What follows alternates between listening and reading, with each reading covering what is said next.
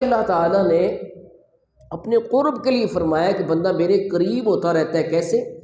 کہ وہ نوافل پڑھتا رہتا ہے، فرائض پر مداومت کے بعد نوافل کے ذریعے فرمایا بندہ میرے قریب ہوتا رہتا ہے۔ یہ حدیث قدسی ہے اور یہ بخاری شریف میں ہے۔ اور وہ قرب کا جب مقام قریب پہنچ جاتا ہے اللہ کے، یعنی قرب کی منزلیں جب طے کر چکتا ہے تو پھر کیا کیفیت ہوتی ہے؟ فرمایا فَكُنْتُ سَمْعَهُ الَّذِي يَسْمَعُ بِهِ وَبَصَرَهُ الَّذِي يُبْصِرُ بِهِ وَيَدَهُ الَّتِي يَبْطِشُ بِهَا وَرِجْلَهُ الَّتِي يَمْشِي بِهَا، کہ جب وہ نوافل کے ذریعے سے قرب کی منزلیں طے کرتا کرتا جب اللہ کے قریب ہو جاتا ہے تو کیفیت یہ ہوتی ہے، اللہ فرماتا ہے کہ میں اس کے ہاتھ بن جاتا ہوں جس سے وہ پکڑتا ہے، میں اس کی آنکھیں بن جاتا ہوں جس سے وہ دیکھتا ہے، میں اس کے پاؤں بن جاتا ہوں جس سے وہ چلتا ہے، میں اس کے کان بن جاتا ہوں جس سے وہ سنتا ہے۔ اگر یہ الفاظ حدیث میں آئے نہ ہوتے تو اس طرح سے بیان کرنا بھی بے ادبی شمار ہو جاتا، لیکن اللہ نے چونکہ خود فرمایا اور اس لیے ترجمہ کر رہے ہیں، لیکن یہ بھی وضاحت کر رہے ہیں کہ ہاتھ اللہ کے ولی کے ہوتے ہیں لیکن اس میں طاقت کس کی ہوتی ہے؟ خدائی ہوتی ہے۔ آنکھیں اللہ کے ولی کی ہوتی ہیں لیکن اس میں دیکھنے کی طاقت کون سی ہوتی ہے؟ وہ خدائی ہوتی ہے۔ اور کان اللہ کے ولی کے ہوتے ہیں لیکن سننے کی طاقت خدائی ہوتی ہے۔ پاؤں اللہ کے ولی کے ہوتے ہیں، اللہ تعالیٰ حلول ہونے سے پاک ہے لیکن وہ خاص طاقت عطا کر دیتا ہے۔ یہی وجہ ہے کہ کئی اولیاء کرام کے احوال میں آپ نے پڑھا ہوگا کہ وہ نماز ایک اگر اپنے وطن میں پڑھ رہے ہیں تو اگلی نماز مکہ شریف میں پڑھ رہے ہیں، اس سے اگلی نماز مدینہ شریف میں پڑھ رہے ہیں۔ ان کو یہ طے ارض کی صلاحیت، یعنی زمین ان کے لیے سمٹ جاتی ہے، یہ طاقت بھی اللہ تعالیٰ ان کو عطا کر دیتا ہے۔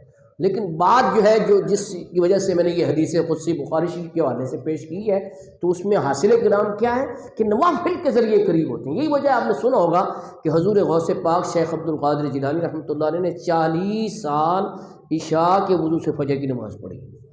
کیا مطلب ہے کہ رات کو سونے سے وضو ٹوٹ جاتا ہے، سوئے تو وضو ٹوٹ جاتا ہے تو رات کو سوئے ہی نہیں ہے، اس وجہ سے عشاء سے لے کے فجر تک نفل پڑھتے رہے۔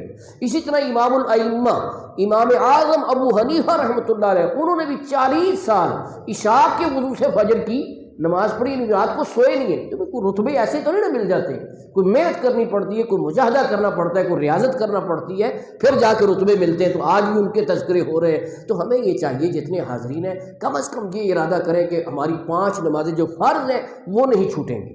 اس کے بعد اللہ تعالیٰ توفیق دے تو اشراق ہے، چاشت ہے۔ چاشت نماز کی اتنی فضیلت فرمایا کہ انسان کے جوڑ 360 ہے، ہر جوڑ کے اوپر صدقہ واجب ہے کہ اس کی طرف شکرانہ دے کہ جوڑ چل رہے ہیں، پھر رہے ہیں۔ بھئی یہ گھٹنے اگر کام نہ کریں، پاؤں کام نہ کریں، بندہ کتنا عاجز اور بیکار اور کتنا محتاج ہو جائے۔ تو فرمایا ہر جوڑ پر صدقہ واجب ہے، ہر جوڑ کی طرف 360 صدقے اس کے اوپر پڑھ گئے، صدقہ دے اس کی طرف سے۔ لیکن فرمایا کتنی اللہ کی رحمت ہے، فرمایا چاش کے جو 2 نفل پڑھ لے تو 360 جوڑوں کا صدقہ ادا ہو جاتا ہے۔